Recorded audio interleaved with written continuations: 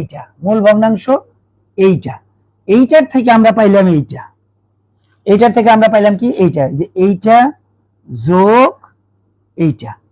আমার এটা বোঝানোর উদ্দেশ্য কি, যে একটি ভগ্নাংশকে যদি কতগুলো ভগ্নাংশের যোগফল রূপে প্রকাশ করা হয়, এই যে একটা মূল ভগ্নাংশ, এই মূল ভগ্নাংশকে একটা বড় ভগ্নাংশকে, একটি ভগ্নাংশকে একটা বড় ভগ্নাংশ কতগুলো ভগ্নাংশের, এই যে কতগুলো ভগ্নাংশ, এই কতগুলো ভগ্নাংশের যোগফল রূপে প্রকাশ করা হয়, তাহলে আমরা এই যে শেষোক্ত ভগ্নাংশগুলো, এই যে এইটা এই ভগ্নাংশগুলোকে আমরা বলবো আংশিক ভগ্নাংশ।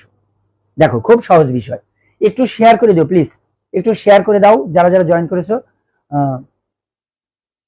শোনা যায় কি, আমার কথা কি শোনা যাইতেছে? তোমরা কি শুনতে পারতেছো? হ্যাঁ যায় তো, হ্যাঁ হেমি লেখছে যায়, ঠিক আছে, আমার কথা শোনা যায় আশা করি।